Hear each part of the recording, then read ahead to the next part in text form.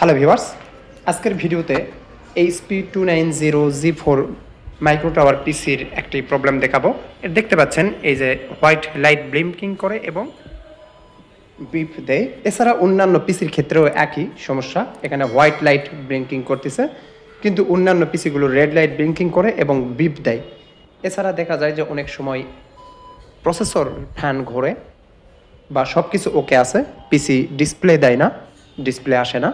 তো সবগুলো সমস্যারই প্রাথমিক যে আপনারা পরীক্ষা করবেন এবং সমাধান করবেন সেটা আমি এখন দেখাবো। পিসিটাকে এভাবে শোয়াই নেবেন, নেওয়ার পরে আপনার পিসির যে ব্যাক কভার আছে ব্যাক কভারটি ওপেন করে নেবেন। ওপেন করার পর এইটা HP290 এর ভিতরের অবস্থাটা এইটা। অন্যান্য পিসির ক্ষেত্রে এক একটা পিসির এক এক রকম। তো আমি যেটা করব, প্রথমতই এখানে আমি র্যাম খুলবো এবং ক্লিন করব, লাগাবো। তার পূর্বে আপনি পাওয়ারটা খুলে নেবেন। পাওয়ার কেবলটি পাওয়ার সাপ্লাই থেকে খুলে নিয়ে র্যাম দুইটা থাকলে দুইটা এবং একটা থাকলে একটা ক্লিন করবেন। ক্লিন করে পুনরায় লাগিয়ে দিবেন। এভাবে যদি না হয়, আপনি দুইটা র্যাম যদি থাকে সেই ক্ষেত্রে একটা খুলে আর একটা রেখে চেক করবেন। ওইটা যদি ঠিক হয় তাহলে ভালো, আর না হলে যেটা লাগানো আছে সেটা খুলে বাকিটা আবার লাগিয়ে চেক করবেন।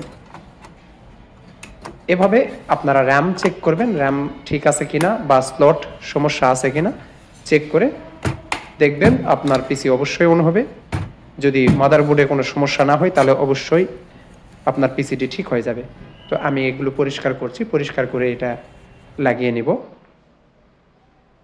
আমার এখানে দুইটি র্যামই আমি খুলবো এবং পরিষ্কার করে লাগাবো। এবং লাগানোর ক্ষেত্রে একটু সাবধান থাকবেন, স্লট যেন ভেঙে না যায়। একটু ব্যালেন্স করে প্রেস করবেন উপর থেকে, এবং যখন দেখবেন যে কটকট করে শব্দ করছে তখন বুঝে নেবেন যে র্যামটি ভালোভাবে লেগে গেছে স্লটের সঙ্গে।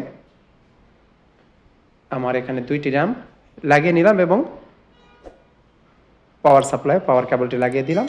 এখন আমি স্টার্ট করব। যেহেতু এগুলো পিসি নতুন, সুতরাং র্যাম নষ্ট হওয়ার কোনো কারণ নেই। এখনই দেখুন ডিসপ্লে আসছে। ভালো থাকবেন, সুস্থ থাকবেন, আর ভিডিওটি ভালো লাগলে অবশ্যই সাবস্ক্রাইব করে সাথেই থাকবেন।